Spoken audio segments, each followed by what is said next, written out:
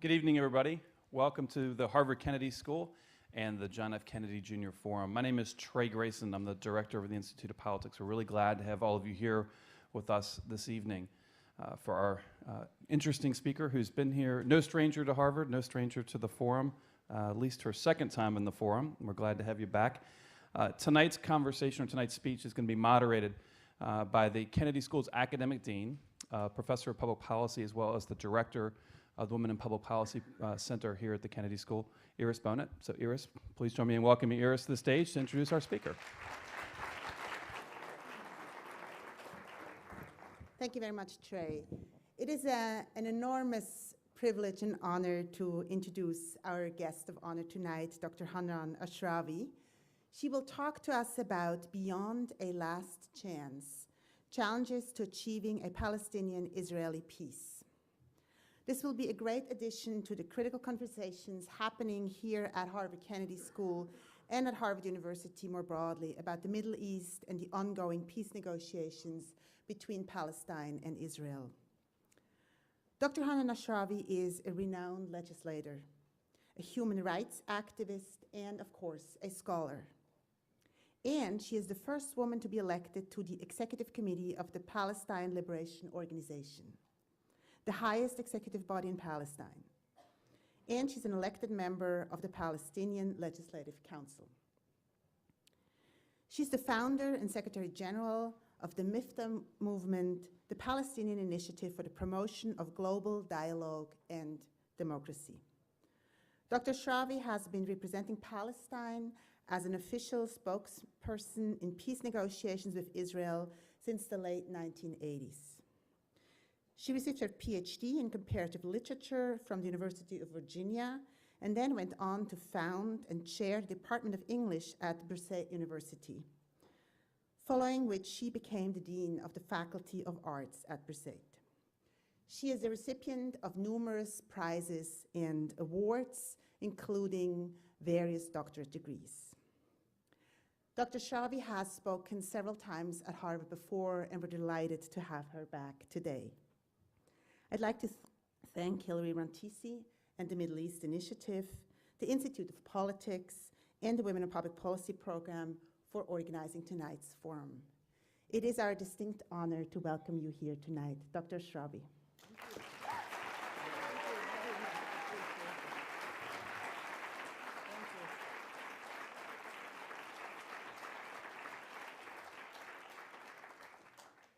Thank you very much, Iris. I think I have a long list of people to thank for getting me here, and it is my distinct pleasure to be among you again.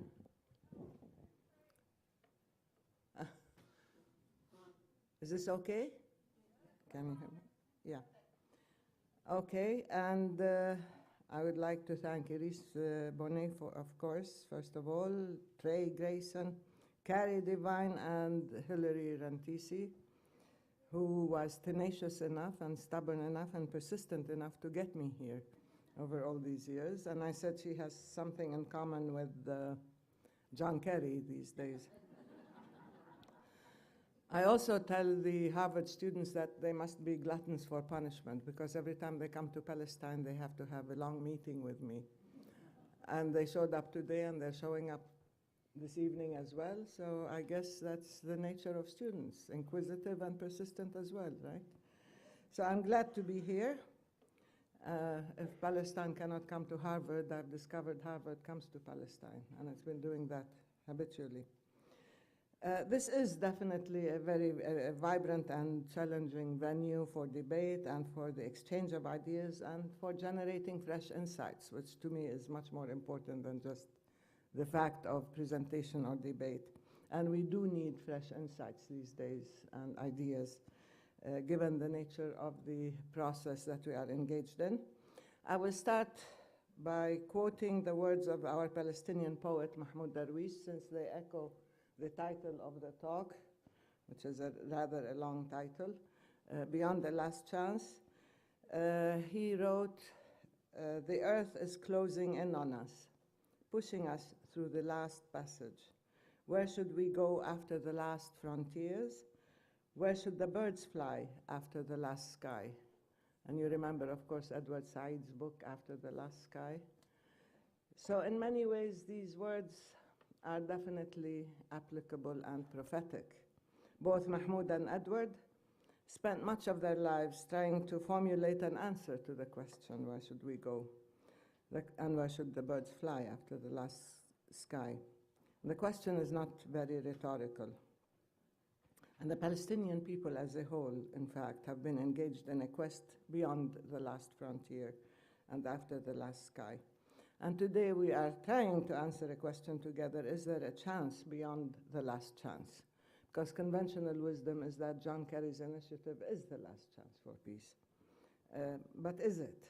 Anyway, this is something we can discuss together. Is it the last chance to achieve the two-state solution, Palestine-Israel? And it seems to me matters are coming to a head now after all these years in which we invented and we created so many different types of negotiations since the late 1980s and 1991. I always say that this is the greatest creativity we had. We negotiated proximity talks and direct talks and indirect talks and exploratory talks and bilateral talks and multilateral talks, and we ended up with epistolary talks where we exchanged letters and so on. And now we have intensive talks with John Kerry sort of going back and forth. He's home today, so and I'm missing a couple of meetings I should be in, but it's okay, this is more fun. These talks that we are engaged in have been plagued by several obstacles, flaws, and adverse conditions. We start with the process itself. It has many problematics because it began with a failure. The failure to stop settlement construction and settlement activities and land confiscation, because John Kerry could not persuade the Israelis to stop. The failure to bring Israel to honor its commitments and the agreed terms of reference. It took us years to accept UN Resolution 242 and 338, which meant dealing with 67 as a border rather than going back to 181 and the partition of Palestine in 1947-48. But now, every time there's a new attempt at relaunching talks, we are told that we have to reinvent the terms of reference. Israel refused 67 boundaries, so let's not talk about them. Israel refuses to stop settlement activities, so it's okay, let's deal with something else. We had asked for prisoner release because they were part of signed agreements in 1993, as well as in 2000. 2 agreements were signed that stipulated the release of prisoners. Until now, they haven't all been released, but every time they release a batch, we're supposed to pay a price. We don't have much to pay, frankly speaking. I told your students if we had Israeli prisoners, we'll release them once they release our prisoners. Or if we're building settlements in Israel, we'll stop building them if they will stop stealing our land. Or if we have, a few hundred checkpoints, we will remove them. Unfortunately, the price they asked, and we can again discuss this later, is that we postpone or we do not go to the UN. So they tried to phase the release of prisoners in 4 different installments, leaving the most difficult ones to the last, and they were supposed to be released the 29th of March, and they haven't been. The talks are in the midst of a crisis right now because the Americans want to prolong the talks and extend negotiations.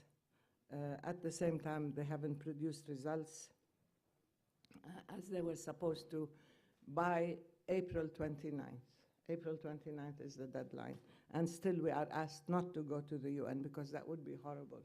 Can you imagine if the Palestinians join agencies or organizations? Or if we, heaven forbid, accede to conventions and international agreements that would empower us and to protect our land?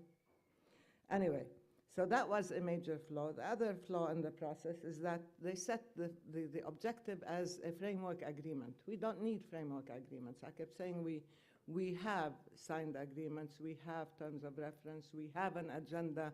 Why don't we just go straight to concrete solutions and agreements with a binding time frame and with steps of implementation?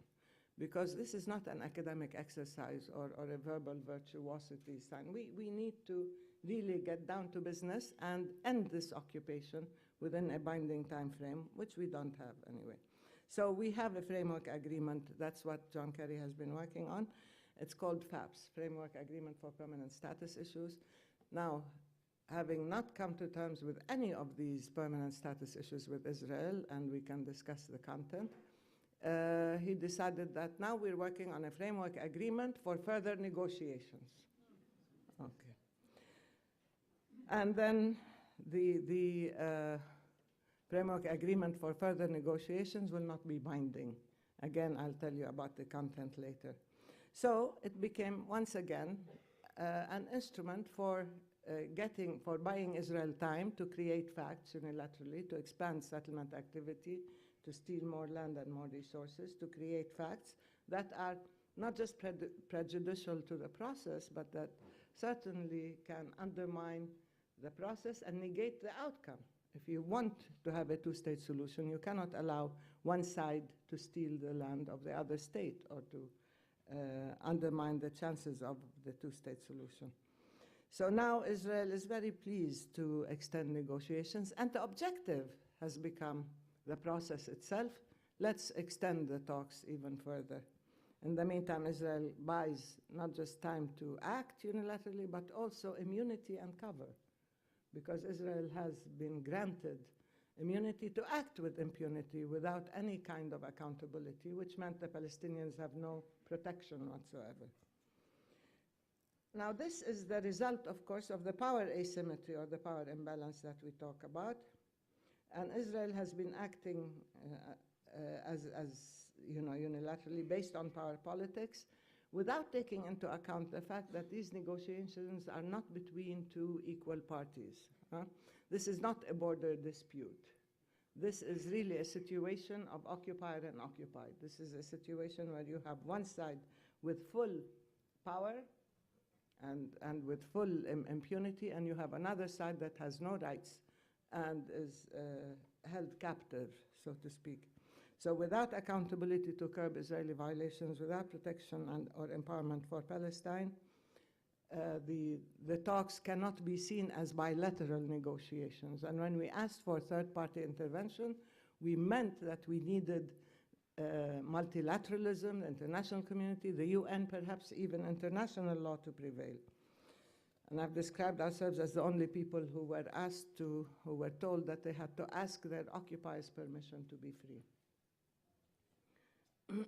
And as always, Israel has hijacked the process itself. It became a cover for the creation of Greater Israel and to get further immunity, and it fed Israel's sense of entitlement and privilege and exceptionalism, that nobody can hold Israel accountable or curb its violation. And since the process began, this latest process began, there has been serious escalation in violence, in settlement activity, in annexation and transformation of Jerusalem, and in the use of live ammunition and other provocations. So this flawed framework agreement is not just flawed because once again, it's discussing principles and so on, but it is flawed because it came to be a self-negating process in the sense that the Americans will come up with a statement, a draft framework agreement. It is not binding, and each side can express its reservations. So let's take Jerusalem, for example. The framework agreement will say the Palestinians aspire to have their capital in Jerusalem, which is a colorless, meaningless, tasteless statement, because we can aspire to many things, as I told you today, but it doesn't mean that's a reality. People aspire. And in Jerusalem, Israel has redefined Jerusalem, expanded Jerusalem, so you could pick any suburb in and around Jerusalem to say that's your capital, but not the real Jerusalem. So that's the American position. The Israelis will say Jerusalem is off the agenda, even though it is one of the now six final status agenda items. It doesn't want to discuss Jerusalem at all.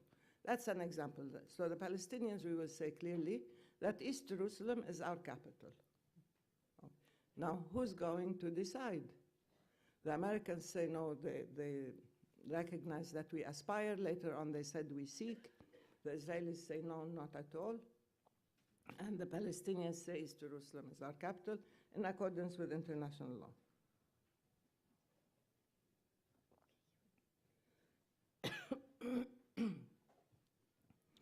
And if you can express reservations, then nothing is binding, and then it is really self-negating.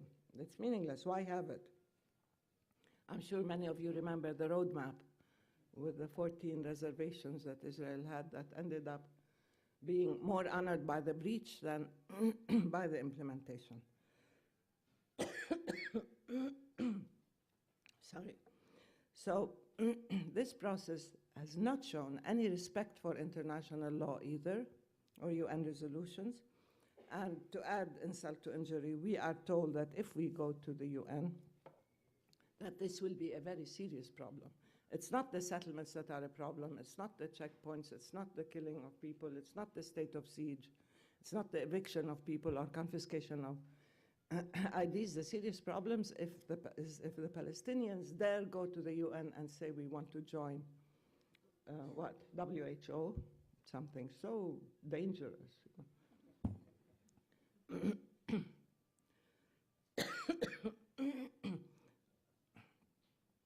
Another problematic is the configuration of the parties or the participants, the whole situation.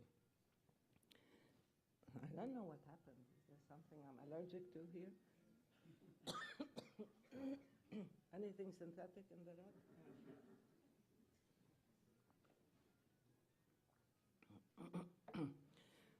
The special relationship between Israel and the US, the strategic alliance between Israel and the US, has certainly been brought to bear once again on the negotiations, and as usual, faced with Israeli intransigence and stubbornness, the pressure is always on the weaker side. Thank you.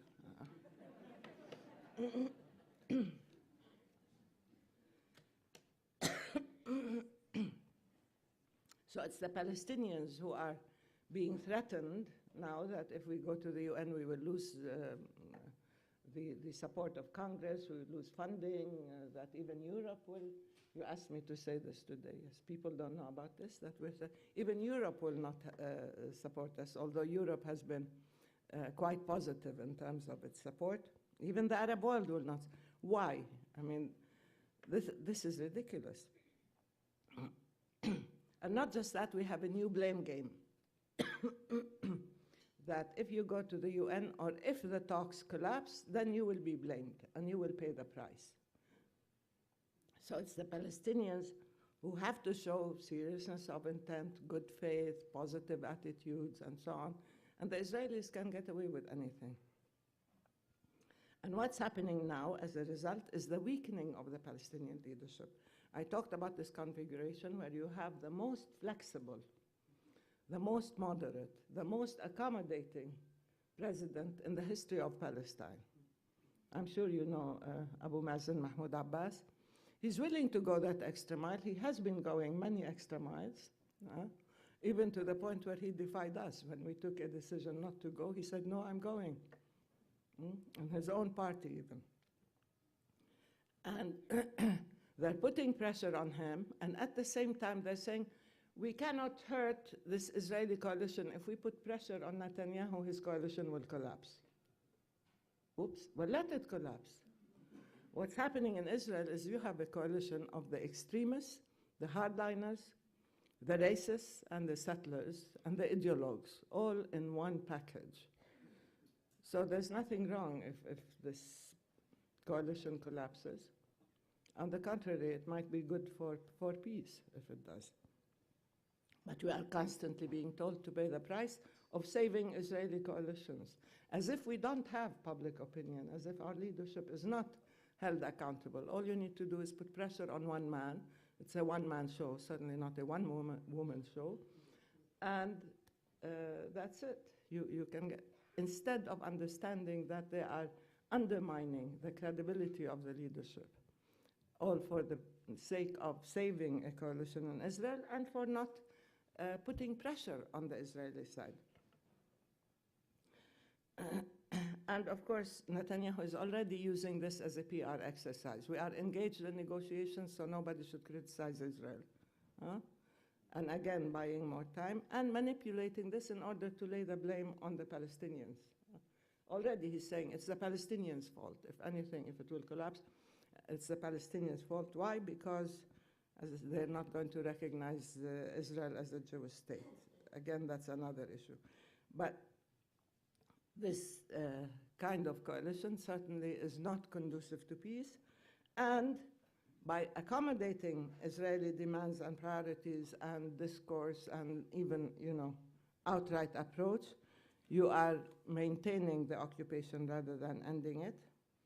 You're giving Israel advance payments, advance rewards, even from the Arab world. They went to the Arab world and asked them to accept the swaps on the borders, to normalize with Israel, to give them access to airspace, and so on, trade with Israel, as further inducements to convince the sensitive Israeli government that, peace is okay, it's good for you.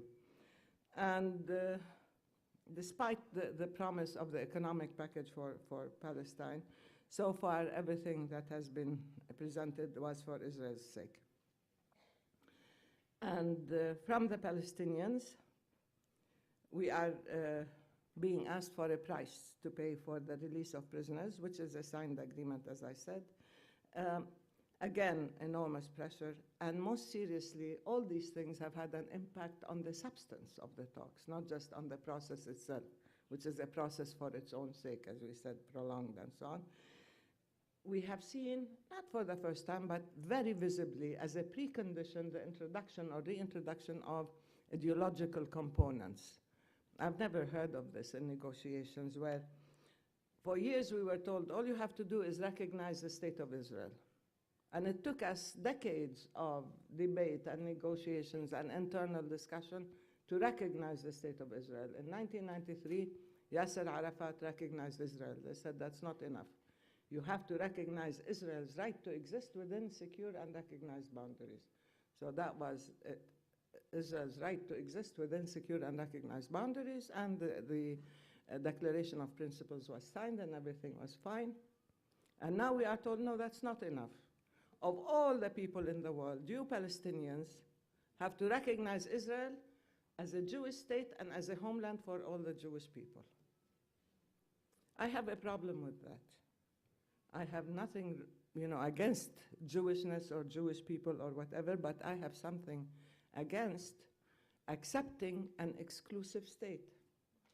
I have something against accepting the ethnic or religious character of the state defining the nature of that state. We have been busy as Palestinians trying to convince the world and everybody in Palestine that we want a tolerant, pluralistic, inclusive, democratic state. Why do you want me now to change and to accept Israel as a Jewish state? Then maybe Israel has to talk to other people. Maybe they have to talk to the Muslim world, where they will tell them, no, Palestine is an Islamic Waqf land, not a Jewish land. When you bring ideology into a political, legal, human situation, and you bring God into the conflict, you're not only complicating it, you're making a resolution impossible. It's not just that, but the implications for the Jewishness of the state are important to us, because it's a question of narrative. We as Palestinians have been there for centuries. We are not an invented people, as Newt Gingrich may have thought, or others. We are not fictional. We are not, in a land without a people for a people without a land. We are there, and therefore when we accept the... Are you telling me I'm done? Still 2 minutes? We can talk about the implications for the refugees, for discrimination within Israel, for Palestinians who are non-Jews, and so on. The other problem is the security-based approach. When you define any peacemaking initiative on the basis of security, and especially as defined by Israel, it means you have to have troops stationed there. And under the guise of security, by giving Israel everything it wants in terms of security, it means Israel will maintain control over the borders, crossing points, airspace, territorial waters, and so on, insists on having its troops there. So what have we done? It means that we have redefined, reorganized the occupation, but with Palestinian acquiescence. That is not liberation, that is not statehood, that is not sovereignty. If Israeli security becomes the introduction, the framework, and the end-all, as defined by Israel by military means, then you're not going to have peace. This is the 20th century. You do not need to place your troops in order to have security. They need early warning and early warning stations, and I don't know what. I told them this is not the age where you have, cavalry and infantry and so on. You have satellites and you can see everything that's happening. So for security, you don't need. Otherwise, you use that logic, then you have to go and occupy Jordan, and then you have to go occupy Iraq, and then you have to go to occupy Iran. That's the only way to get security if you follow that military logic. But in the meantime, the Palestinians have no security. Human, economic, territorial, cultural, historical, everything. Anyway, that kind of security is certainly inconsistent with the requirements of peace. And it stems from the mistaken notion that if you fulfill all of Israel's requirements and needs on security as it sees fit, then they will be more flexible on other issues. Along with that, you have the performance-based approach in which the Palestinians, once again, are on probation. We have to demonstrate that we deserve freedom. So the Israelis are judge, jury, and executioner. They decide whether we have demonstrated really the ability to safeguard Israeli security. That makes a mockery of any timeline. It makes a mockery of any agreement. Again, the permanent status agenda has been manipulated. We can talk about all of them, whether Jerusalem or settlements or borders or refugees, which Israel wants to remove off the agenda, or water, or what I call security. So when we ask the Americans, can you tell us for sure that this process will bring about an end to the occupation and will bring about the Palestinian state, and when? There was no answer. They couldn't. So what are we negotiating in that case? And why are we negotiating, basically? At this point, the US does not want to admit failure. And therefore, as I told the students, the most likely thing is that we will see it end with a whimper and not a bang, because they will prolong, they want to extend the talks. This has become an objective again.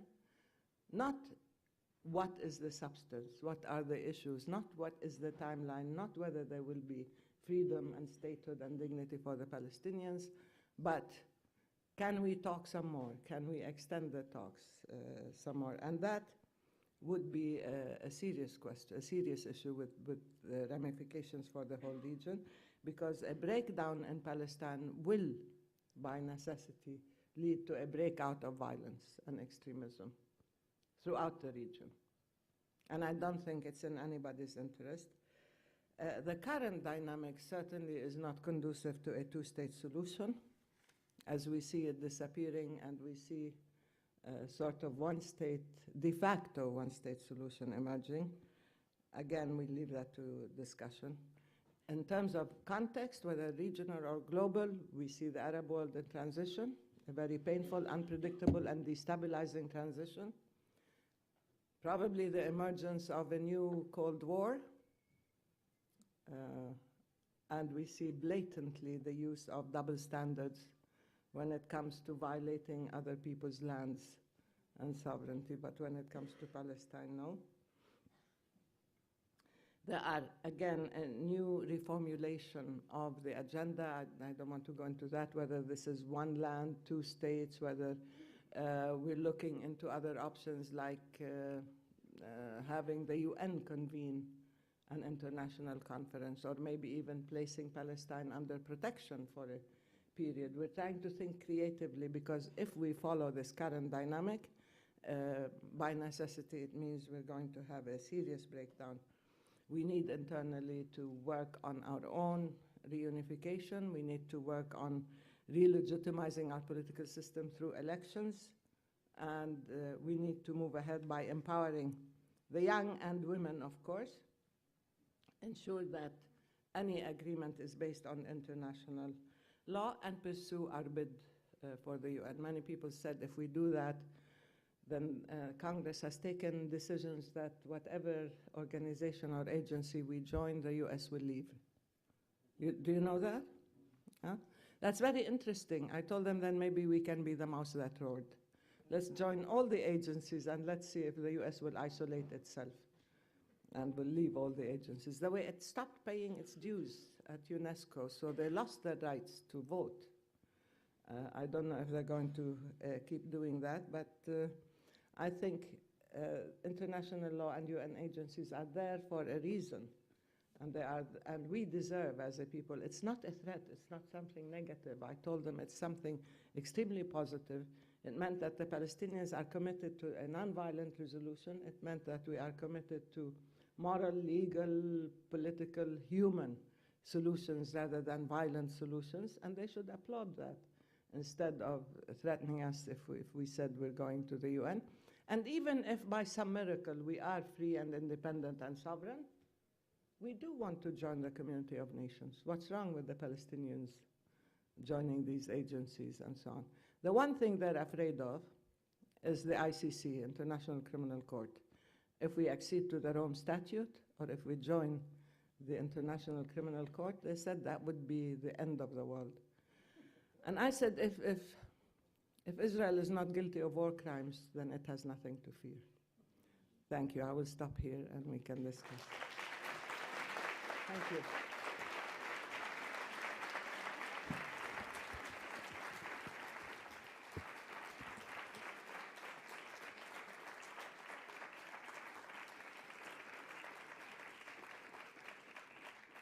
Thank you very much, Dr. Ashrawi, for your remarks.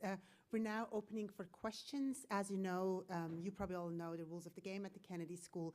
Please introduce yourself with your name, and do ask one question and one question only that ends with a question mark. We will start right here. Thank you very much, Dr. Ashrawi. Thank you very much, Dr. Ashrawi. My name is Dalia Mogahed. And my question to you is, what do you think is the impact of the coup in Egypt last year on the Palestinian question? You want me to answer one question? Please. Well, the most obvious impact, you're talking about what, the change, the Sisi takeover, or you're talking about yes, the military takeover. Yeah. Yeah. Well, it's very complex. I don't like to, frankly, to use very emotive words about any Arab country right now, especially as they're going through transition. All right. Egypt was the host for reconciliation talks. During the Mubarak regime, Egypt was used in many ways to put pressure on the Palestinians by the Americans and by the West. So it was directly involved, and it felt that it had to deliver peace, and it had to persuade the Palestinians to play the game according to American rules. And when the rift took place in 2007 in Palestine, Egypt hosted the reconciliation talks and several agreements and so on.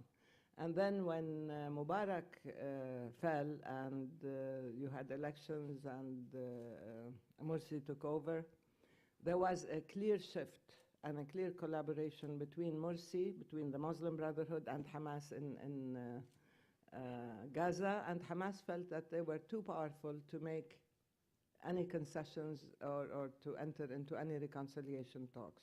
When Morsi fell and Sisi took over now, they're saying that they feel that they are weakened. They are too weak to have reconciliation talks, and they need the balance to shift again because they're back under siege and so on, and they're losing their income from the tunnels and all that. So Egypt is a major player, not just in direct relationship to the reconciliation talks that we've had, but also in terms of the stability of the whole region, in terms of the Palestinian question. When Egypt is strong, and healthy and democratic, it helps the whole region. And it certainly helps the Palestinian question because we need its weight. We need its significance in the region and globally to be able to positively contribute to an even-handed peace rather than one that will exploit again the weakness of the weak. I hope I've been diplomatic enough to tell you what I think. Thank you. We'll move right up there. Thank you. Hi, my name is Max. I'm a freshman at the college. When Prime Minister Netanyahu was in Washington earlier this month, one of the things that he said, and he said this numerous times, is that the thing holding up the peace talks is that Palestinians, or the Palestinian parties to the talks, are not willing to negotiate. I'm assuming you don't agree with that characterization. So my question is, what do you think is the basis for his claim right there in Washington? And also, what kind of incentive do you think would actually have to be given to make Israel finally come and negotiate for real? Mm-hmm. Well, look, Netanyahu certainly knows how to enter into a PR game and manipulations. He thinks this whole thing is just a question of spin. All you need to do is lay the blame on the Palestinians, convince everybody that the Palestinians don't want to talk, the Palestinians don't want peace, the Palestinians are guilty of everything, and that's it. But he doesn't know by doing this, you are evading not only the real issues, but you are trying to escape your responsibility for scuttling the talks. And a lot has happened, such as the settlement activities that I talked about, the stepped-up, escalated campaign of the ethnic cleansing of Area C and of Jerusalem as well, the building of more and more illegal, not just settlements, but infrastructure and so on throughout the West Bank and in Jerusalem. It's not a question of negotiations. Huh? We did negotiate, and as I said, we started negotiations in 1991. I don't think there are people on earth who've negotiated more than we have. Huh? The problem is with the negotiations becoming an end unto themselves. Get the parties to talk. Just talk. All you need to do is talk. I call this the Dennis Ross model. Huh? So long as the two parties are speaking, God's in his heaven, all's well with the world, and that's all. It doesn't matter what Israel does on the ground. It doesn't matter that you are destroying the very objective you are talking about. So it's not a blame game. The issue is to look seriously and see what's happening in reality and come to grips with that. And without ending Israeli impunity, without saying that's enough, settlements have to stop, 67 boundaries have to be accepted. There are concrete steps that can be taken. And when you meet here or everywhere in the world, people tell you, we know what the solution is. We know what is needed. Two-state solution, 67 boundaries, Jerusalem, 2 capitals for 2 states, an equitable solution to the refugee question. People talk about that as though it's easy. So if that's the agreement, then why don't we have steps of implementation? Why don't we end this occupation? Why don't we dismantle, as per the roadmap, dismantle the settlement outposts and stop settlement activities for whatever reason they said? Why don't you reopen the Jerusalem institutions that you closed down? Why don't you stop all the violence and so on? The thing is, there is a willingness to deal with Israeli non-compliance as an issue of persuasion and rewards and positive inducements. And then when Israel doesn't cooperate, as I said, you put pressure on the Palestinians. And it becomes then a public game of who is to blame. The real issue is reality on the ground. Whether there is international law, whether there are signed agreements that should be honored or not, these are the real issues. And that's what we're holding on to. So if we extend the talks, why? Now, Kerry is at home. Everybody's talking about tremendous pressure to extend the talks beyond their deadline, which is April 29th. He said he might try to convince the Israelis to release more prisoners. But they have an endless reservoir of prisoners and violations. They have already more than 5,000 prisoners in Israeli jails, and every day they arrest Palestinians. Every day they arrest scores, if not hundreds. So what do we have to pay the price every time they will release some prisoners? And generally they release the ones whose term has come to an end. And now there is talk that the US might consider the release of Pollard in order to convince Israel to release prisoners in order to extend the talks. It's amazing, I mean, how far the US is willing to go to reward Israel in ways that would violate its own laws and its own national interests. Actually, even accepting the Jewishness of the state violates your constitution, but that's another issue. So what does it take? It doesn't take more negotiations. It just takes changing this dynamic, the courage, the political will, the backbone to stand up to any violation, to hold everybody accountable, to deal with that in a serious way, and to understand that it's not just a question of bringing the Palestinians to accept whatever Israel wants, or as we've been hearing lately, keep Netanyahu on board. On board what? I mean, if it's a sinking ship, nobody should be on board. Anyway, that's where we are now. We need just compliance, we need respect for international law, and we need parity, equality of rights. Nobody has more rights than the other. Hello, my name is Oded. I'm a master's student here at the Kennedy School. Thank you, Dr. Ashrawi. It's not so often that an Israeli gets to hear a Palestinian leader. My question is, do you see the PLO as a democratic movement? And if so, do you still see it as representing the Palestinian people after losing the election to Hamas several years ago? It was Fatah that lost elections to Hamas. Hamas, the other PLO components got very few votes. Actually, we got very few seats. Hamas got the majority, yes, in the PLC, in the Legislative Council. And for many reasons, we can talk about that later, but the issue is that, no, we did recognize the Hamas victory, and they were given the prime ministership, and they formed the government, and they took over the PLC. In 2007, call it whatever you will, there was a military takeover of Gaza, and it became a real problem, and that contributed to the rift that I'm talking about. The PLO is relatively democratic.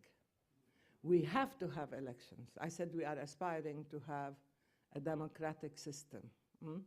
Now, when the PLO is the umbrella for all Palestinian parties, factions, movements, and so on, with the exception of Hamas, Islamic Jihad, and now there's a new movement that is not part of it. The only way that it can, that Hamas and Islamic Jihad and the others can be part of the PLO is if we have broad national elections, not just in Palestine, but for all the Palestinians all over the world. That means PNC, Palestine National Council elections, and we are calling for that. Hamas has rejected elections so far. It says it won elections, and it's that even though the time has expired for the Legislative Council, as well as for the presidential elections, he was renewed by the PNC for a short period as head of the PLO, but not as president of the PA. There's a difference. So the whole political system is in trouble. It is not just elections that makes it democratic, but of course freedom of speech, pluralism, tolerance, access to the law, due process, all these things can make you a democratic system. We are aspiring to do that, and we certainly do not have any position in our laws or in our society that discriminates against anybody on the basis of religion or ethnicity or gender or orientation of any sort. Even in the basic law, this is very clearly spelled, as in our Declaration of Principles. So legally, the foundations are there, the institutions are there, but we have been held in place because under occupation, it's extremely difficult to exercise your democratic rights freely, since you are in a state of siege and under control, and you don't have any power over your own resources or your own lives. So our democracy is flawed, and it has always been tainted. But at least we are striving to make it democratic and inclusive and tolerant and pluralistic as a system. I'm sorry that you don't get the chance to hear many Palestinians. It's very difficult to get to Israel. You have to have permits and you have to go through checkpoints, as you know. But I think that's one of the problems. There is an absence of real discourse, of an understanding. The wall that is built now and the checkpoints that are separating us are extremely destructive, because they not only imprison the Palestinians behind the wall, they also prevent the Israelis from getting to the other side and seeing what's happening, and from sharing and taking decisions pertaining to their lives. Thank you, Odette.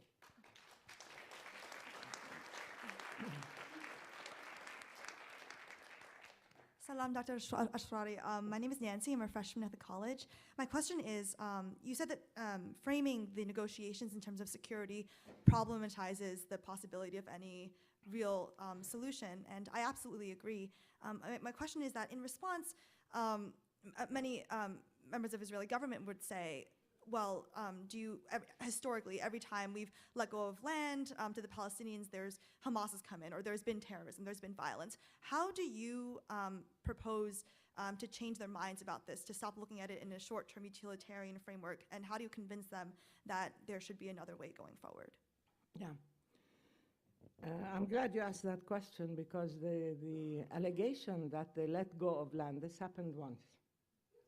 This happened when Israel decided to redeploy from Gaza, when George Bush was president. And I remember I had long discussions with Condoleezza Rice. She was trying to convince me that this is part of the roadmap agreement. And I said, where in the roadmap does it say that Israel can unilaterally redeploy from Gaza? They wanted to remove the settlements, but they maintained the siege of Gaza, control over all the boundaries and the crossing points, control over the airspace, control over territorial waters. They even built a wall around Gaza, and they were shelling daily. So they reinvented a new type of occupation, which is you have all the power, all the military power and security control, but no responsibility. And I said, if they want to leave Gaza, we would love them to leave Gaza and the West Bank. But they have to leave in the context of an agreement with a handover to the Palestinians, Palestinian leadership. And of course, they have to leave genuinely in terms of relinquishing the control over Gaza. And they have, if it is part of the roadmap, then they have to start evacuating the settlements in the West Bank, not demand payback in the West Bank. They turned Gaza into a massive prison. I'm sure you know, it's a tragic place. It's a place of abject misery, and it's under total siege, and it's being strangled and so on. And then they start complaining that there is violence coming from Gaza. The thing is, this is not a way to get security. Security has never been a prerequisite for peace. Peace is what brings security. When you are dealing in such a way as to provoke further conflict and violence, when you have a situation of tremendous injustice, you cannot say my victim has to lie down and die quietly, otherwise he or she proves that they don't deserve peace. No, peace is a basic right. I don't talk about it as a luxury. I talk about it as the most basic of human rights. Your right to live in peace on your land, your right to live in freedom and dignity, to be recognized, your humanity to be acknowledged. And that means that Israel has to understand that it cannot continue to control other people's lands and lives and feel that it wants to be 100% secure before it comes to an agreement with its own victims. That's one. And the fact is, the security that Israel wants can come only if it has a genuine and a just peace agreement with the Palestinians. That's the only way, as far as I'm concerned. Not by acquiring more land, not by acquiring more control, not by getting more hardware and more weapons and so on. It doesn't need more weapons. We have nothing. We don't have nuclear weapons. We have a few security people who have hand weapons, and I don't know what they call them, very, very simple weapons, and they are only to keep public order. So in a sense, the use of weapons, the supply of military, the need to have boots on the ground, as you say, total control of Palestine, that's not going to produce security, because it's the Palestinians who are the key to Israeli legitimacy. It's the Palestinians as victims who can say, now we have made peace, now we recognize Israel as a neighbor, not as an occupying power. And that's where Israel will get genuine legitimacy and genuine security through genuine peace, but not by continuing a policy of control, of aggression, of militarization, of injustice, and then hoping that, and then saying we need peace, and if they don't behave in the way we want them to, then they don't deserve peace. I think that's my response. And they haven't relinquished land. They removed the settlements only from Gaza. They say there were 8,000. I think there were 4,000 settlers. But in the West Bank, you have close to 600,000, less than 600,000 settlers. And they control all the key areas in the West Bank. And they have superimposed a grid of roads and so on, and clearly in an apartheid system. That's where the difficulty lies. Because Israel doesn't have any ideological attachment to Gaza, and they viewed it as a security and military and demographic threat. But it has an ideological attachment to the West Bank. And the language of ideology means if you consider these areas as being religious or as having religious significance to you, then you're using religion to impose sovereignty and control on other people's land. And I told them the last time this happened was during the Crusades. There were wars in our part of the world on the basis of religion. So you cannot have holy wars and expect to have stability and security. The issue is this can be solved. It's not even a conflict. It's a situation of occupation and dispossession. And it's what Ilan Pape calls the displacement-replacement paradigm. We know what the components are, and no excuses at maintaining control and more military presence and so on will give you security. Thank you. Mm-hmm. Thank you, Dr. Ashrawi. My name is Dina Shiroki. I'm a master's student at the Kennedy School. Unfortunately, my most creative solution for the Palestinians is campaign finance, but my question is actually on a different topic. I worked for UNRWA in Damascus recently, the UN agency that supports Palestinian refugees, and I was wondering if you could talk about what these talks mean for the Palestinian refugees registered in the Middle East, I think 5 million right now, and if you can specifically talk a little bit about what the situation in Syria means for the 500,000 Palestinians living there currently. Wow, Syria is already a tragedy, and the Palestinians in Syria have been undergoing several compound tragedies. Look, these talks have to produce a just solution to the refugee question. I don't even call it a problem. It's a very, very serious issue. More than 5 million Palestinians are refugees, and UNRWA is the only agency that was set up particularly by the UN to deal solely with the question of Palestinian refugees. The Arab Peace Initiative proposed a solution based on 194, which is the UN resolution that was adopted in 1948. And 194 talks about the right to return and compensation for the Palestinian refugees, and not only that, but the acceptance of Israel into the UN, I don't know if you remember, was conditional upon Israel's acceptance of the return of the Palestinian refugees expelled in 1948. Until now, Israel's membership in the UN is still conditional on Israel accepting the refugees, but that has gone entirely off the radar. Nobody talks about that. Nobody talks about 181 and 194. In the Arab Peace Initiative, it talked about 194, but it talked about an agreed solution. In the Clinton initiative, he talked about a humanitarian resolution. And now they're talking about family reunification, that people who were personally expelled in 1948, which means they must be my age or older, and who have family in Israel, can return. I don't know how many of those are still alive, and how many have families. So maybe you have a few hundred people who can return, but that's not the issue. The issue is not a humanitarian issue only. It's a legal issue, it's a political issue. The resolution to the Palestinian refugee question has to be based on a basic right, the right to choose. They have the right to choose whether they want to return, whether they want to return to what has become Israel, or to the West Bank, Gaza, to what is becoming or might become Palestine, or to be repatriated or to be resettled somewhere else, or to be compensated, and so on. There are different permutations, but the only way you can get to these options is if you first of all recognize their narrative. I talk about the triple-tier approach to the refugees. One is you have to recognize not only their narrative and their suffering, but also Israel's culpability when it comes to the plight of the Palestinian refugees, because for years it denied its responsibility, and therefore the fact that it has to take concrete steps in relation to the refugees. Two, you have to acknowledge that international law applies to them.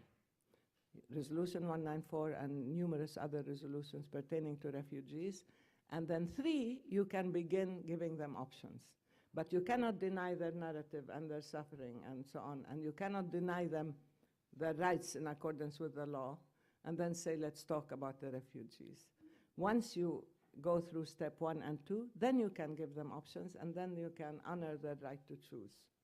And I'm sure they will choose what's good for them and for their children and to lead a normal life. In Syria, you do have a large number of refugees. The Yarmouk refugee camp has become another tragedy. There is starvation there. It's under siege on the one hand, and then you have the Jabhat al-Nusra and Daesh inside. It has become almost beyond salvation. The camp is totally destroyed. I don't know if you've been there when you were there. You've been to Yarmouk. Now it's really, people have a very hard time even entering the place. And we have a hard time getting food and provisions into the camp. And there are refugees outside the Yarmouk camp who are also displaced in Syria. And you have refugees, Palestinian refugees who have left Syria, who have become refugees the second or third time in their lives, and they have no refuge, by the way. The neighboring countries do not like to take Palestinian refugees because they feel they have enough, and that will undermine their demographic balance. So we do have a problem there, and we do need to resolve it within discussions directly with the Arab countries involved. There were several who died on the way, as you know, when the ship sank and so on, with the Syrians who died. We are trying to get permission, we're trying to get political asylum for people who have already left. Europe is discussing this. I think it's Sweden that has taken more Palestinian refugees than others. The Europeans are worried because they don't want to take in more refugees and political asylum people. I said, compare this to Lebanon or to Jordan or to Syria, where they had to take hundreds of thousands of refugees suddenly, as opposed to Europe that is worried about its demographic realities and balances, and with immigration problems and so on. So this has to be resolved within a regional agreement. I think that the Syrians now have become the nation with the most refugees. They've even surpassed the Palestinians in terms of having refugees. It is a drastic situation. It needs direct intervention on a humanitarian basis, and it needs total support. And you cannot leave the Syrian people, along with the Palestinians and others who are there, at the mercy of such cruel fighting. They are being targeted and they're paying the price. And people sort of skirting the real issues and not finding a real solution for Syria are only aggravating the humanitarian tragedy there. Thank you. Thank you, Doctor. After the spike in terror attacks against Israeli civilians that occurred post the Oslo negotiations, many of which may have actually been indirectly related to the PLO, how can you justify calling for Israel, the victim of countless terror attacks against its civilians, to come into negotiations without a clear security mindset and a clear security objectives in order to guarantee the security of its civilians and its people. Did you introduce yourself? Sorry? Did you introduce yourself? Yes, my name is Yoav Shaked, and I am a freshman at the college. Thank you. Yes, you have. Palestinian violence, what you call terror, did not emerge out of the blue. It emerged as a result of a very negative, very unjust situation. So Israel cannot claim always to be the victim of violence and terror. There is violence practiced systematically by a state against the Palestinians. The state of Israel is guilty of captivating a whole people, of stealing their land and their resources and robbing them of their rights and devaluing their lives. That is a situation that is ongoing. Of course, the victim once in a while resorts to violence. We never condoned violence, and we never accepted violence against civilians. And we do not use long-distance violence using planes and tanks and so on to shell people's homes. There are individuals who react, and I'm not justifying this, and they act violently to a situation that is inherently unjust and basically very violent. The occupation is one of the most violent forms of aggression that permeates every aspect of your life, as is the expulsion of people from their ancestral homes and lands. So the whole situation is a situation of instability and violence that breeds behavior that is not normal. That's why you have to solve the real issues, not sit back and complain Israel is a victim, it's the subject, it's been subject to terror. No, we can say the same, we can say much more than that, but that's not a competition over victimization. The issue is you have to solve the cause. And solving the cause we have accepted as a historical compromise to build the state of Palestine on 22% of historical Palestine. The Israelis should jump at the chance, so long as it's possible, or as it's still available. If that is rejected, if Netanyahu says, okay, what's mine is mine, I'll take 78%, and I'll see what else I can take of the 22%, that's not going to be a just solution or lead to security. How do you define security? I'm saying let's redefine security. Security does not come from a situation of injustice. It does not come from taking other people's lands or lives. It does not come from perpetuating this control over other people. That's a sure recipe for insecurity and for conflict. You want security, you have to have a just resolution. And you have to recognize that the Palestinians have equal rights. And the Palestinians have the right to their freedom, independence, and sovereignty, and they should not be left at the mercy of such a cruel occupation. That's the only way you can move ahead, and that's the only way Israel can feel that it has a place in the region, that it has been accepted. But by using all sorts of excuses and by demanding that they have security before, from their victim, before they can even talk about peace, this is a mission impossible. Let's deal with the real issues, let's deal with the causes, and then the matter of security will fall in place. But controlling other people is not going to produce any kind of security. And building walls has been a failed policy throughout the world. Historically also, it's been a failed policy. So it takes courage. I think it takes more courage to make peace than it does to just continue to use military means and more army and more control and so on.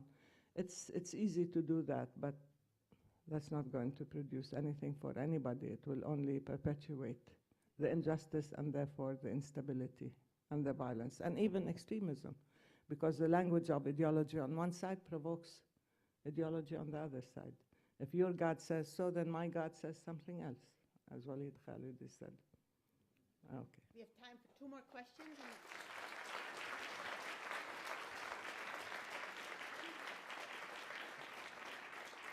We'll take one question there and one question here. Hi, my name is Ben. I'm a sophomore at the college. I had a question about your characterization of Israel's demand to be recognized by the Palestinians as a Jewish state. You raised 2 objections to it, if I heard correctly. One was... There are several. Several, but two main ones that I've heard most often, and one is that, one, that would be negating your own narrative, and two, the protecting Israeli Arabs. So the negotiations at hand are predicated on the idea of Israel recognizing a state of Palestine, which would be a nation state for the Palestinian people. At the same time, recognizing Israel would be recognizing a nation state of the Jewish people. That's one issue. Yeah, It I doesn't heard seem that, like there's yeah. congruity there. The second is just because, right now there can be violations against Israeli Arabs, the Israeli Constitution is much like you'd want to describe for what Palestine would be, and that would be protecting the rights of all citizens based on religion. Now, there can be other ways of protecting Israeli Arabs. Now, if that were there, would you recognize Israel as a Jewish state? Well, the Israeli Palestinians, they are Palestinians. You don't have Israeli Arabs because it's not the Lebanese and the Egyptians and the Syrians and the Libyans who are in Israel. It's the Palestinians who were living in Palestine when the State of Israel was created on Palestinian land. They are the indigenous people. They are the original people of the land, and they have the right to be there. And they happen, Palestine always had Christians, Muslims, and Jews. By law, you couldn't say you're an atheist or a Buddhist or whatever, but it has always been pluralistic and tolerant. So by saying it's the Jewish character of the state, you are denying the history of Palestine completely. You are denying my narrative. I can trace my ancestry directly for centuries in Palestine. We are descendants of the first original Christians in Palestine. It's part of my identity. I'm proud of it. You can't tell me this is an exclusively Jewish state.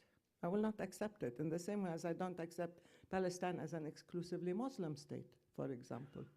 I believe that all states have to be states for their citizens, not states for a certain portion of their citizens, depending on their religious affiliation, right? That is one thing. Two, you're talking, my objection to the Jewishness of the state is not just the discrimination against Palestinians in Israel who happen to be non-Jewish.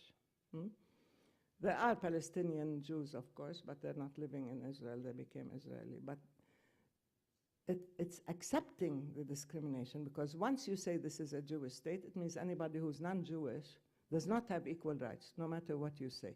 And there are laws legislating against non-Jews in Israel that are extremely cruel. The marriage laws for Palestinians, family reunification.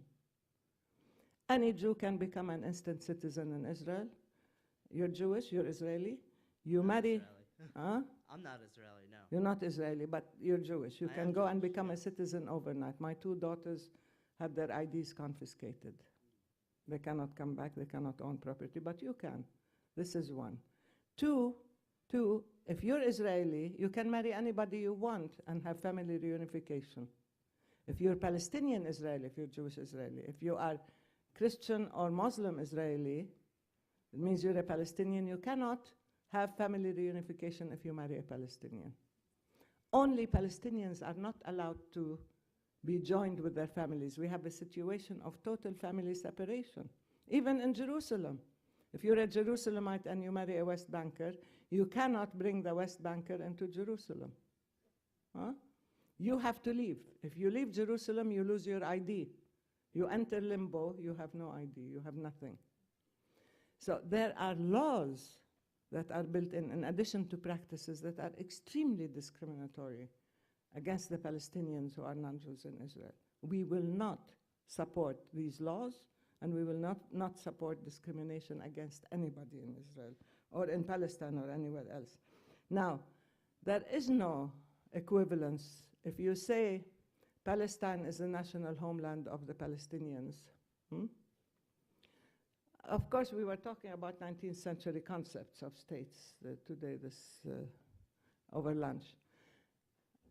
Palestine is, the West Bank and Gaza, which will become the state of Palestine, which is recognized within 67 borders as the state of Palestine. It is the homeland of the Palestinians, but it does not exclude the right of return of Palestinians who are not in Palestine. That has to be resolved separately. If you say it's the national homeland of all Palestinians, it means the refugees have no right to be anywhere else. One.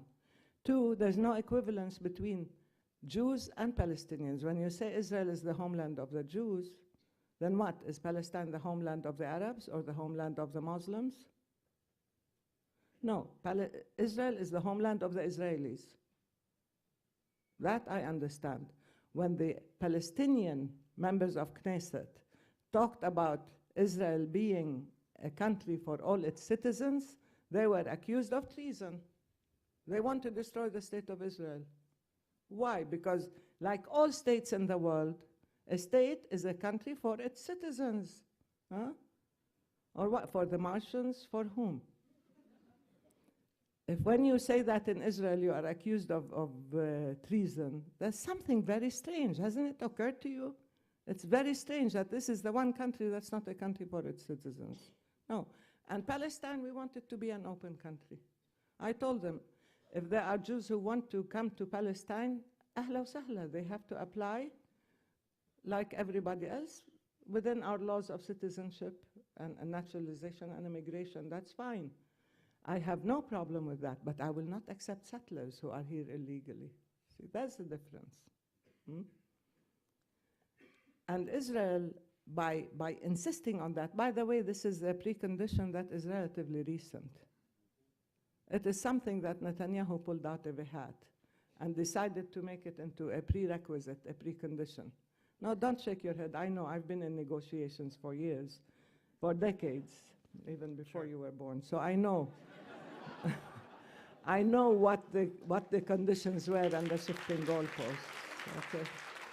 No, I'm not trying to score, really. I can understand you've been told many things that happen not to be true.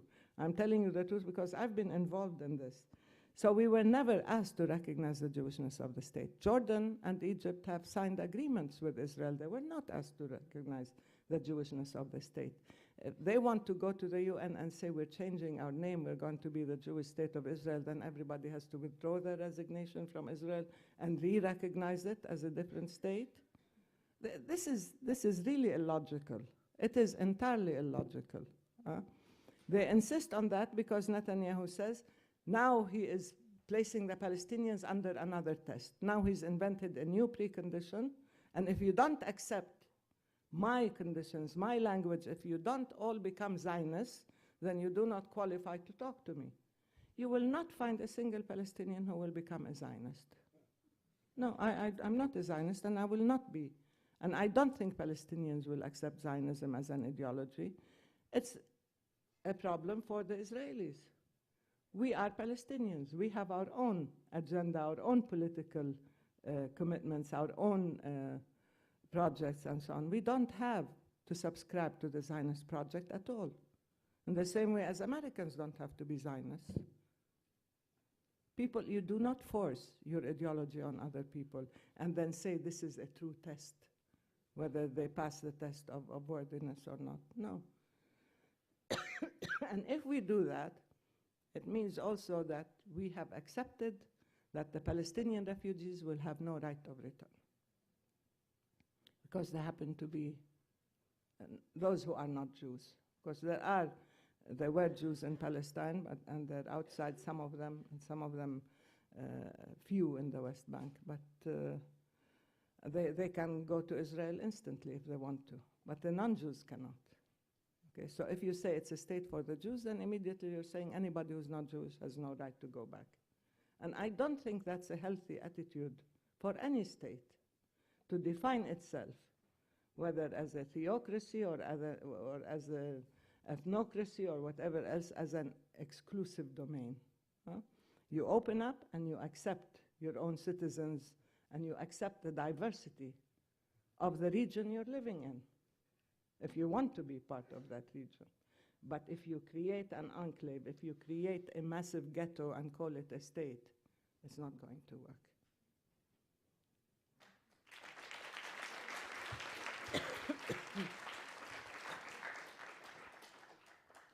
Hi, good evening. My name is Sami Jitan. I'm a Palestinian American from Nablus also, from your hometown. My hometown is Ramallah, but I was born in Nablus. Oh, okay. Sorry. My father was a doctor. Every 2 years he was in one city, and so he has 5 daughters from 5 different cities. Okay. Excellent. It's always So just a bit of news about how we reunite Palestine, all of us. Well, you can come visit us in Nablus, inshallah, I love when we go back. Nablus. It's a beautiful city, yes. It's always an honor and a privilege to be present when Palestinians speak at Harvard. Last year, Rashid Khalidi spoke, and he was presenting his book, Brokers of Deceit. Ah, yes. And I think he went as far as to say that the U.S. was a dishonest broker in fostering peace between Palestinians and Israelis. I guess the landmark example of that would be when Palestinians were not even invited to Camp David, even though there's a stipulation in that peace agreement that there would be a resolution to that conflict. So my question to you is, what conversation would you have with Khalidi in his book, if you agree or disagree? And if you do agree, who would be a more suitable broker for peace between Palestinians and Israelis, considering, as you mentioned earlier, or you pointed out earlier, that now Israel has a free hand, even in Arab countries, even going so far as to bomb Syria, and then with impunity, with no repercussions whatsoever. And thank you again. Thank you. No, I certainly agree with Rashid's book. He's an old friend, Rashid Khalidi. He was with us in the Washington negotiations. He was one of the advisors. We had different, at that time negotiations were different. We had negotiating delegations, and then we had leadership committees, and then we had strategic committees, and we had expert committees and technical committees. So we did our homework. We never went without the legal advice. Anyway, but Rashid was one of the strategic advisors. I read his book. We talked a lot about it. We see each other once in a while, and I believe he has a very good assessment of the American role. I summed it up by saying that the U.S. brings to bear its strategic alliance with Israel onto the negotiations. So, and I think it was Aaron Miller who said in negotiations we behaved as Israel's lawyers, not as even-handed peace brokers. And it's true. Part of from my experience, part of the whole relationship with Israel, other than the fact that you have such strange concepts as the Judeo-Christian traditions. I still don't know what they are, because I believe or common values. I believe values are human values, that you don't just have common values between the U.S. and Israel and everybody else is excluded. We all are part of the human values. Or when they talk about, well, they don't talk about it much, but Israel is a domestic issue in the U.S. It can make or break political careers, so we know the influence it has on the political scene in the U.S. All these things have had an impact on the U.S. playing a role in negotiations as a peace broker. Part of the relationship was, number one, never present an American position paper without clearing it up with the Israelis first. I remember they used to bring us these documents, and I would say they sound exactly like the Israelis with just a thin veneer of, changes. I said, where is the American language? I want to read your language. I want to see where you stand on issues. Don't bring me Israeli papers because you've cleared them with the Israelis first. This has always been a pattern. Two, never criticize Israel publicly. Even when your president was humiliated in the White House, there was no criticism of Israel. He had 30 standing ovations, Netanyahu, in Congress after that. Three, never allow a resolution that censors Israel in the UN, particularly the Security Council. The US used 51 vetoes in favor of Israel, the last being vetoing a resolution that condemned settlements. So that's another thing. Give Israel the legal cover to act with impunity. Another one was never accept any sanctions on Israel in any way, shape, or form. And of course, to extend to that, don't allow the Palestinians to have access to international law and to instruments or to bodies that could hold Israel accountable, particularly judicial bodies, the ICJ, the ICC, even the Fourth Geneva Convention, which I hope we will join next week. We have decided, and I hope that we can get to the fourth Geneva Conventions. So no, I said, again, I quote myself, by no stretch of the imagination can you ever accuse the US of being even-handed in this project. But the problem is we don't have the ability to choose who the superpower is in the world and whom Israel will listen to. There was the mistaken notion, and this is something that the Europeans subscribe to, that the only country that has any influence in Israel is the US. Even though Europe is the greater economic partner, trade partner with Israel, but still they think that the only country with influence is the US. From my experience, it's exactly the other way around. It's Israel that influences American policy, not vice versa. Israel has never listened to American advice from the beginning of our negotiations or relationship. It's always, as the American foreign policy is formulated with an eye towards Tel Aviv or what's good for Israel. Now there are voices even within Israel saying that there's a great deal of chutzpah in this, that we should probably go easy, that we shouldn't have such public declarations and pronouncements from officials, whether they are Danny Danon or whether Naftali Bennett or Lieberman or whatever, that we are really maligning the one country that's defending us and supplying us with, funds and know-how and weapons and technology and so on. It's the greatest ally. So yes, brokers of deceit is a very candid and clear expose, let's say, of the American role in the peace talks from the beginning. And therefore he thinks that the US should not be perceived as a peace broker, as an even-handed peace broker. We've always thought that the best approach is to have the UN as the address for peacemaking. That's what it's for, isn't it? The UN. And we tried, but Israel, first of all, does not like the UN because of the resolutions that say the UN is biased and will not comply. And two, the Americans will not do anything that will take us to the UN. On the contrary, they will try to prevent us from going. It doesn't mean we have to stop. We could do that. Nowadays, there are other countries who are interested and who feel excluded.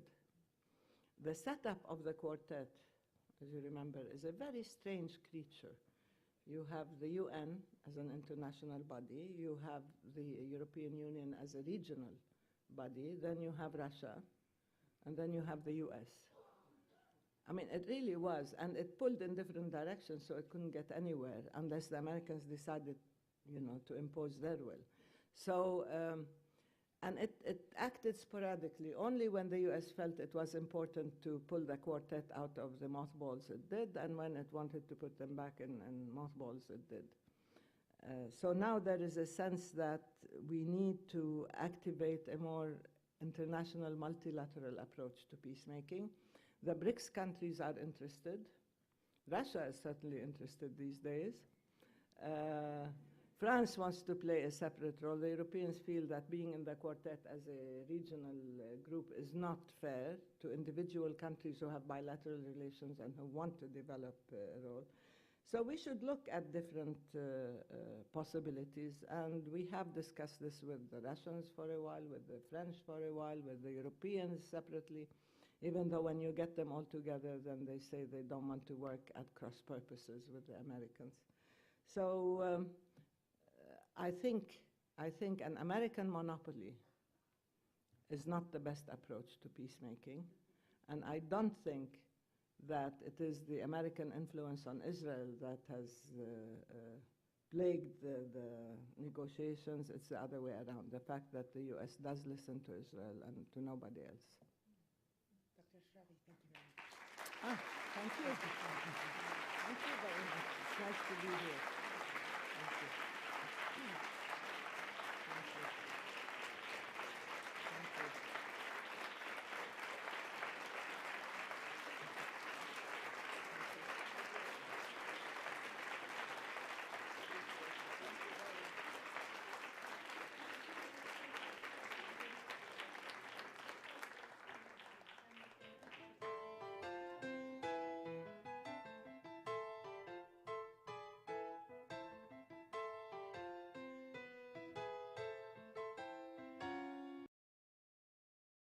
well, so I guess that's the nature of students, inquisitive and persistent as well, right?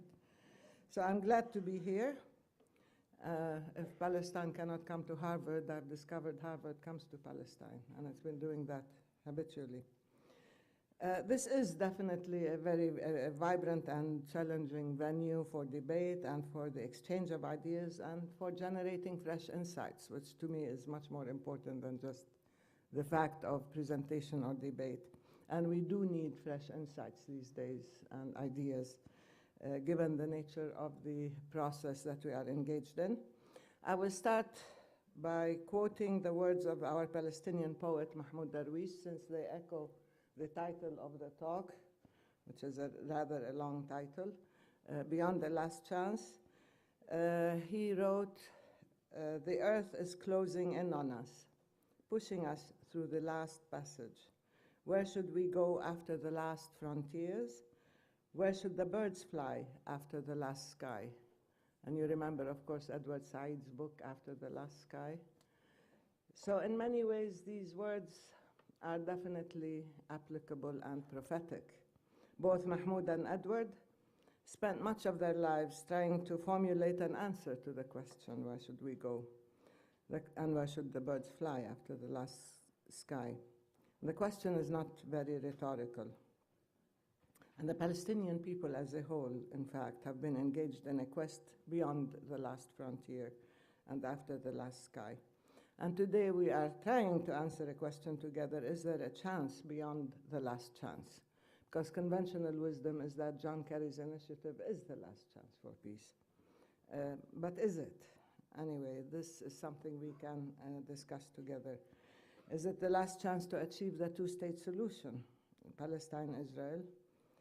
And it seems to me matters are coming to a head now after all these years in which we invented and we created so many different types of negotiations since the late 1980s and 1991.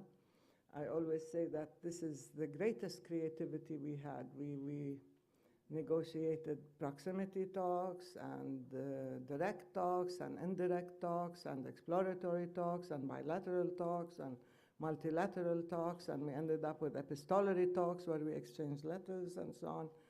And now we have intensive talks with John Kerry sort of going back and forth.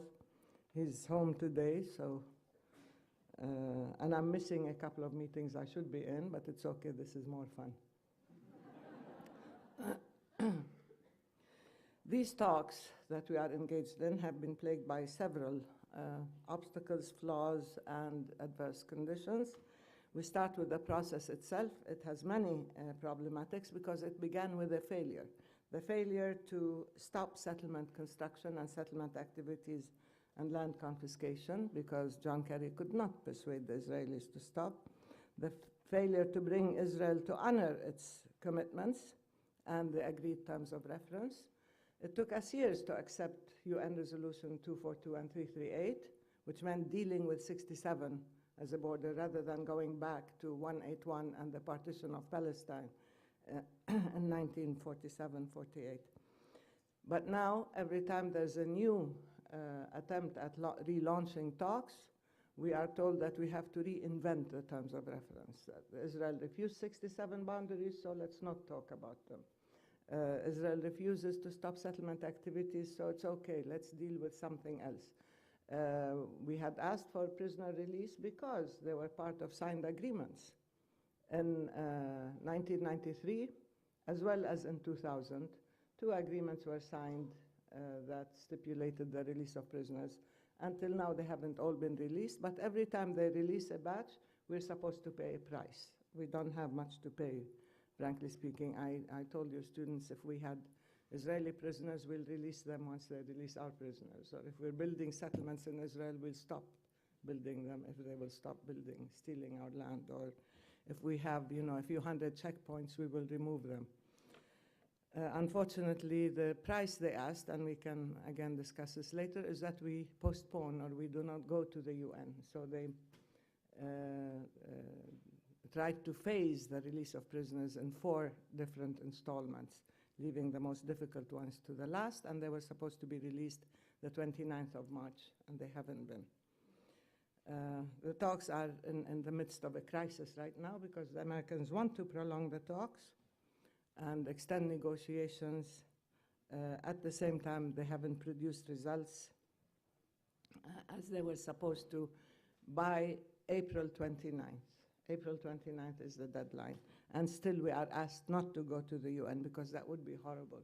Can you imagine if the Palestinians join agencies or organizations? Or if we, heaven forbid, accede to conventions and international agreements that would empower us and to protect our land?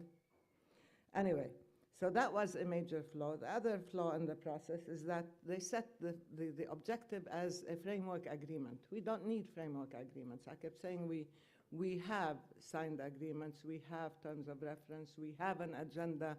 Why don't we just go straight to concrete solutions and agreements with a binding time frame and with steps of implementation? Because this is not Palestine as an official spokesperson in peace negotiations with Israel since the late 1980s. She received her PhD in comparative literature from the University of Virginia and then went on to found and chair the Department of English at Birzeit University, following which she became the Dean of the Faculty of Arts at Birzeit. She is the recipient of numerous prizes and awards, including various doctorate degrees. Dr. Ashrawi has spoken several times at Harvard before, and we're delighted to have her back today. I'd like to thank Hilary Rantisi and the Middle East Initiative, the Institute of Politics, and the Women in Public Policy Program for organizing tonight's forum. It is our distinct honor to welcome you here tonight. Dr. Ashrawi.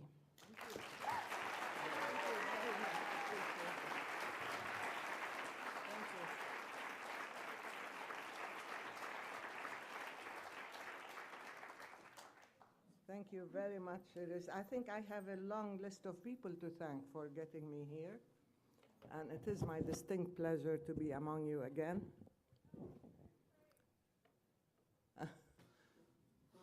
Is this okay? Can you hear me? Yeah.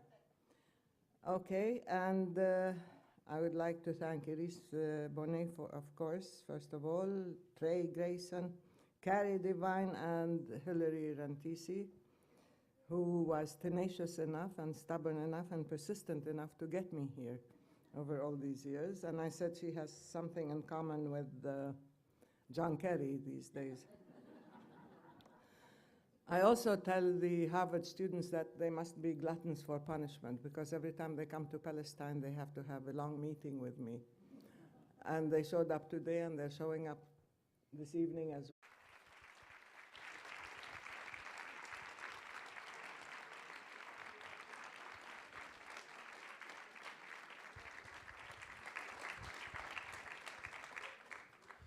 Good evening, everybody.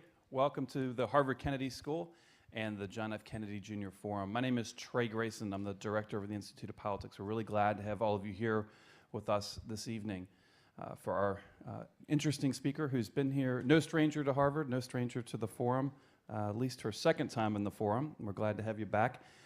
Tonight's conversation, or tonight's speech, is going to be moderated by the Kennedy School's academic dean, professor of public policy, as well as the director of the Women in Public Policy Center here at the Kennedy School, Iris Bonet. So Iris, please join me in welcoming Iris to the stage to introduce our speaker. Thank you very much, Trey. It is an enormous privilege and honor to introduce our guest of honor tonight, Dr. Hanan Ashrawi. She will talk to us about Beyond a Last Chance, Challenges to Achieving a Palestinian-Israeli Peace. This will be a great addition to the critical conversations happening here at Harvard Kennedy School and at Harvard University more broadly about the Middle East and the ongoing peace negotiations between Palestine and Israel. Dr. Hanan Ashrawi is a renowned legislator, a human rights activist, and of course, a scholar. And she is the first woman to be elected to the Executive Committee of the Palestine Liberation Organization, the highest executive body in Palestine. And she's an elected member of the Palestinian Legislative Council. She's the founder and Secretary General of the MIFTA movement, the Palestinian Initiative for the Promotion of Global Dialogue and Democracy. Dr. Ashrawi has been representing